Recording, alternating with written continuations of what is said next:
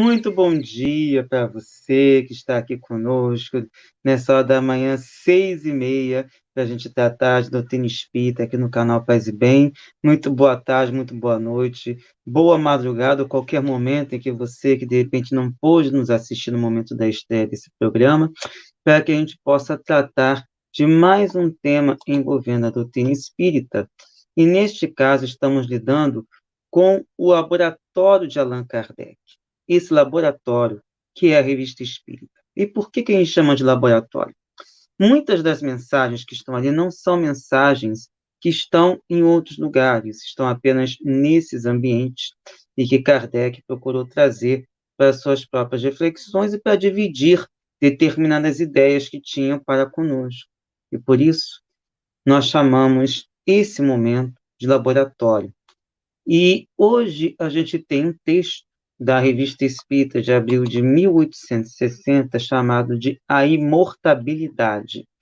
Essa mensagem é atribuída a um teólogo católico, poeta e escritor francês chamado François de Salignac de la Motte Fenelon.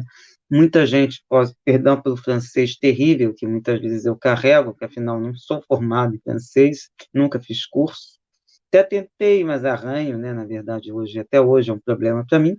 E ele é mais conhecido como Fenelon. Muita gente chama de Fenelon, por conta do acento no primeiro E, mas ele aparece em diversas passagens, especialmente em O Evangelho segundo o Espiritismo. E ele tem um trabalho muito interessante que faz a gente pensar e falar sobre alguns temas de moral muito interessantes que Kardec deixou para todos nós. Mas a gente vai tratar hoje de um texto da Revista Espírita que não foi para nenhuma outra obra e que tem a ver com a pergunta que eu deixei exatamente como tema aí. Você sabia de que você é imortal? Parece coisa completamente insana se tratando de, por exemplo, somos todos espiritualistas no geral que frequentam este canal, o canal Paz e Bem. Então parece que é chover no molhado. Mas a gente tem uma diferença com relação às outras doutrinas, com relação ao lidar com desencarnados, ao lidar com todas essas propostas e também com relação à conscientização de que somos espíritos imortais. Para começo de conversa, quando a gente conversa com outras doutrinas, no geral, ou vamos para lugares estanques ou vamos exercer determinadas atividades. E uma das coisas que Kardec procurou nos trazer e deixar bem claro é que o Espiritismo tinha como função principal comprovar que a morte não existia. E aí começaram os conflitos, porque afinal, como havia e como ainda há diversas teorias sobre o que acontece após a morte do corpo físico, nós costumamos ter muitas questões aí muito difíceis de lidar, que é entender o que acontece e por que vem tantas teorias com relação às diversas doutrinas que professamos aqui no nosso plano. E, basicamente, o que nós temos de diferente em relação às outras é o permanente contato com esses irmãos desencarnados e a certeza de que eles estão vivos e também evoluindo, assim como nós também estamos evoluindo. E também uma outra coisa importante para ser destacada é que nós também temos a noção, ou pelo menos temos essa possibilidade de um contato, um intercâmbio em tempo integral via pensamento, e também da possibilidade, assim, outra questão que eu estava tentando me lembrar, é a questão de a gente entender que não existem seres à parte na criação. Então, não existe uma caixinha do tipo, fomos criados nós aqui, ou fomos criados outros seres à parte, que não vamos mexer, são seres perfeitos, outros seres que são terrivelmente maus. Então, a gente tem essa, bem entranhado dentro da doutrina espírita, que todos somos num processo evolutivo, que muitos de nós que estamos em alienação mental, muito voltados ainda para o mal, são espíritos que estão passíveis de processo evolutivo, e aqueles que já alcançaram um patamar mais elevado, passaram pelas fieiras também de encarnações mais difíceis, e conseguiram superar todos os sofrimentos e todas as ideias perniciosas que muitas vezes permeiam as mentes de muitos de nós. Portanto, espíritos que hoje podemos chamar de anjos podem ter sido o que hoje muitas ideias e doutrinas chamam de demônios, mas que conseguiram sair dessa situação e atualmente já se encontram num patamar de elevação espiritual muito maior. Isso tudo se deve ao que nós chamamos de imortalidade. E aí entra essa situação.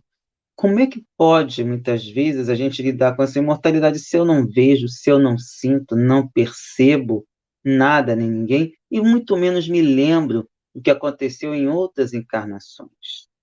Isso tudo se deve, principalmente, às características que carregamos com as nossas próprias vivências, que muitas vezes vivenciamos e nem sempre são legais de termos acesso a elas. Mas, a rigor, toda vez que encarnamos é como se fosse um recomeço. Mas o que nos dá esperança sempre é de saber que nós vamos sempre nos manter vivos, independentemente de termos um corpo ou não. E aí vamos ler com vocês, é um texto muito pequenininho, mas que vale a pena para a gente analisar alguns fatos. Então, o Fenelon começa perguntando: como pode um homem inteligente, não crer na imortalidade da alma e, consequentemente, numa vida futura, e que não é senão outra senão a do Espiritismo? E aí ele começa com essa indagação, por quê? Kardec, nas obras, fala muito sobre a questão da vida futura, que aí podemos colocar não somente próximas encarnações, mas também a nossa vivência após o falecimento, após o fim da vida útil do nosso corpo físico. Então, a gente tem aí uma gama de coisas que vamos continuar vivenciando porque somos imortais. Em nenhum momento o espírito se torna um nada. E isso é o que é importante, porque até há pouco tempo, eu não sei hoje, há pessoas que tratam com essa ideia de que o espírito vai voltar a um todo universal e todo aquele processo, todo aquele progresso que nós tínhamos se perde, o que é completamente inadmissível se a gente for fundo nas nossas percepções. E Fenelon continua.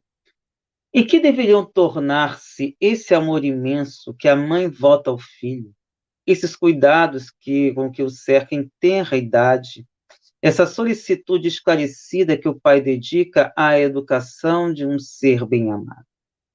Ou seja, para que serve tudo isso? Se não tivéssemos essa ideia, não fôssemos seres inteligentes, isso certamente teria problemas gravíssimos para cada um de nós, porque para que então educar? Para que então esse progresso todo? Então, para que temos energia elétrica? Para que competirmos com empresas? Sabe? Para que tudo isso? Bastaríamos retornar às cavernas e vivenciar nossos instintos, pura e simplesmente. Não teríamos por que estarmos falando aqui, por exemplo, de doutrina espírita, nem estabelecendo pontes com outras doutrinas. Afinal, para que isso tudo? E aí continua Fenelon. Tudo isto seria, então, aniquilado no momento da morte ou da separação? Seríamos, assim, semelhantes aos animais, cujo instinto é admirável, sem dúvida, mas que não cuidam de sua progenie com ternura, senão até o momento em que ela cessa de ter necessidade de cuidados maternos? Chegado esse momento, os pais abandonam os filhos e tudo está acabado. O corpo está criado, a alma não existe. Essa ideia muitas pessoas ainda alimentam, se não diretamente, indiretamente. E quando eu digo indiretamente, tem a ver com o fato de muitos pais deixarem de lado a questão da criação e muitas vezes terceirizando para a escola ou para outras pessoas. E isso é bastante delicado. E uma característica nossa é essa questão do cuidado longo que devemos ter com os nossos filhos, netos, sobrinhos, todos os seres, todas as crianças ou todas aquelas pessoas que nós, como adultos, temos relações e que acabam sendo necessário o nosso exemplo para saber como agir e de que forma que também pode servir para auxiliar na educação e no crescimento, na evolução desses irmãos. Mas, de qualquer forma, um ponto que eu gostaria de mencionar aqui, e que o Fenelon coloca, é a questão dos animais. Porque, instintivamente, eles tentam educar, ou pelo menos orientar a sua prole de acordo com aquilo que está passível. Eu me lembro de ter acompanhado o crescimento de alguns gatos que nasceram na minha casa, e me deixava intrigado a gata que estava ensinando a gatinha, filha, né, sobrinha, a frisar, né, passar as garras lá no meu sofá. O problema é que era no meu sofá. Então a gente tive que depois arranjar uma outra maneira, coloquei lá umas coisas de papelão para elas poderem rasgar à vontade, sem precisar utilizar o meu sofá para isso. Mas é isso, é só para a gente ter uma ideia de que tem esses cuidados e um carinho materno muito bonito e que deve servir para nós também de alento com relação a isso e de percepção. Fora que nós temos um sentimento muito mais elaborado, muito mais sofisticado, e que até mesmo as antipatias que muitas vezes alimentamos entre nós, entre parentes e muitas vezes entre pais e filhos também, tem a ver com essas questões reencarnatórias que foram mal resolvidas em encarnações anteriores, mas que justamente esses laços estão servidos exatamente para que possamos vencer esses desafios. Porque, afinal, na nossa concepção, todos nós devemos nos olhar como irmãos, sempre. Por isso que no Espiritualidade e Diversidade eu coloco como frase final: todos somos imortais e irmãos num processo evolutivo. Porque a ideia é exatamente essa: a gente alcançar um patamar em que não haverá nenhuma forma de distinção, nenhuma forma de concepção, de separação por classe ou por qualquer outra divisão que é estabelecida pela nossa sociedade. E aí o Fenelon continua. Mas um homem não teria uma alma imortal? E o gênio, que só se pode comparar a Deus, pois dele emana esse gênio que gera prodígios, que cria obras-primas, tudo isto estaria aniquilado pela morte do homem? Profanação, diz o Fenelon. Não se pode aniquilar assim as coisas que vêm de Deus. E ele cita exemplos muito interessantes da história. Ele pega, olha, um Rafael, um Newton, um Michelangelo, e tantos outros gênios sublimes abarcam ainda o universo em seu espírito, embora seus corpos não mais existam. Se a gente for mais fundo, a gente pode pegar até nos homens das cavernas que tiveram, por instinto ou por uma observação, a condição de utilizar os materiais que tinham à mão para grafar nas paredes das cavernas o que eles viam. E aí a gente entende a evolução humana de diversas formas. Ou seja, podíamos ter a arte rupestre, que traz elementos muito interessantes e que são testemunhas oculares de como nós agíamos naquele período. Se não fôramos nós diretamente, eram irmãs que estavam nessas condições e que estavam ali desenvolvendo ou dando os primeiros passos em suas inteligências.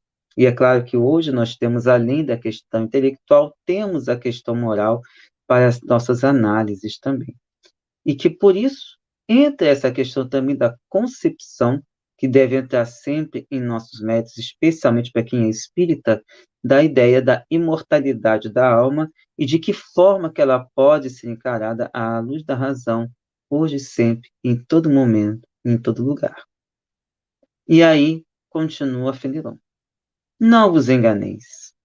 Eles vivem e viverão eternamente. Ou seja, eu, você, para quem você compartilhar esse vídeo, para você que curtiu, todo mundo que está aqui presente, enfim, tem aí a possibilidade, a lembrança de viver para sempre. A vida é dura, mas ela pode ser superada. Ou seja, todos esses desafios nós podemos superar. E é claro que em conjunto a gente vai aprendendo melhor sobre tudo isso. E aí, continua Fenelon. Quanto a se comunicarem convosco, isto aí é menos fácil de admitir pela maioria dos homens. É um ponto bastante delicado. Mas, como eu havia comentado no início, os espíritos alertam lá em Livro dos Espíritos que muitas vezes nós achamos que somos nós que estamos tendo pensamentos. Mas, como eu também já falei em outros programas, todos os questionamentos que vocês estão fazendo neste momento, quando eu falo, também certamente provêm de irmãos que estão do lado de vocês, trazendo questionamentos, apresentando observações, até mesmo algumas objeções. Mas é uma forma de a gente entender que a comunicabilidade com espíritos desencarnados acontece a todo momento e em todo lugar.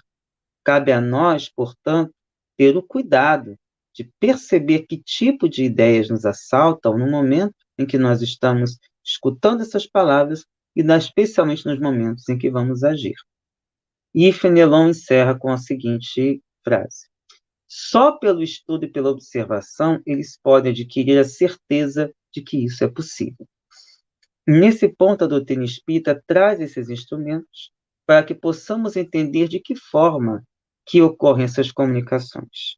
É claro que, na maioria das vezes, a gente já pensa logo no Chico Xavier, com aquela mão fechadinha e ele escrevendo lá no lápis. Coisa que eu, como médium e outros médios também, não fazemos dessa forma.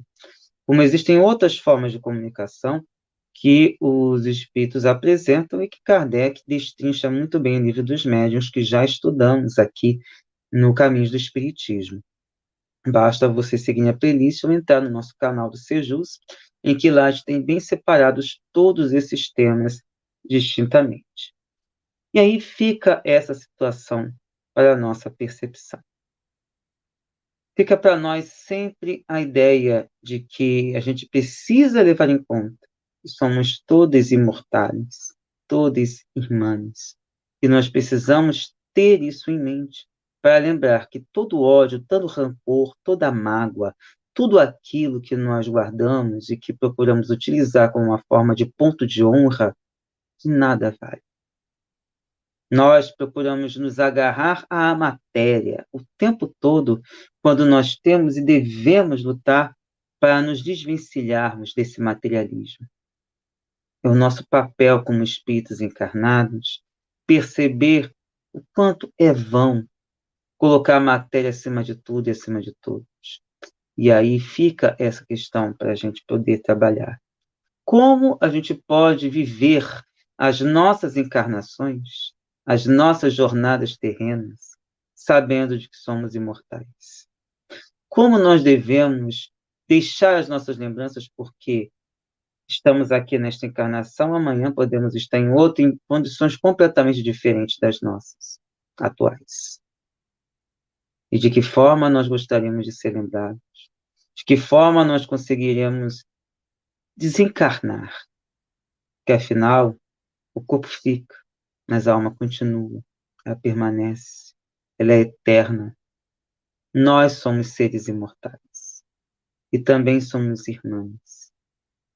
Então, vamos lutar para colocar isso em prática e saber como lidar para diminuir todo o ódio, todo o rancor, toda a mágoa e toda a forma de preconceito que colocamos em bases, como a própria palavra diz, preconcebidas, e todas sob o jugo da matéria, nunca do ponto de vista do espírito.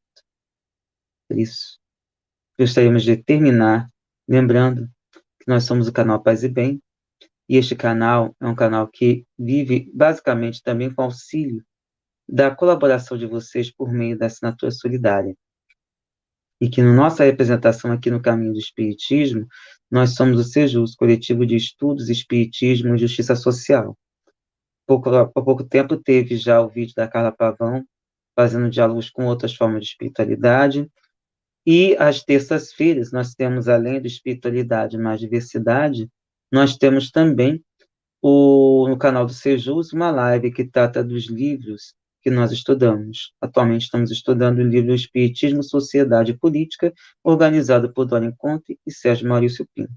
E lembrando que a Dora Encontre, todo sábado eu tenho encontro com vocês, trazendo sempre boas palavras, também no programa Paz e Bem, só que a partir das 7 da manhã. No mais, ficamos aqui agradecendo a presença de todo mundo, deixando o convite para quem quiser conhecer o Espiritismo com uma abordagem progressista, que ingresse conosco nos nossos links, participe das nossas redes para poder debater conosco, especialmente nos grupos WhatsApp. em que nós estudamos o livro escolhido por todos, e um outro que nós estudamos exclusivamente Kardec. E neste momento ainda estamos estudando o que é o Espiritismo. Para você que pôde permanecer conosco neste momento, paz e bem sempre. Um forte abraço, um beijo enorme no seu coração, de todos os seus. Até breve, gente. Tchau, tchau.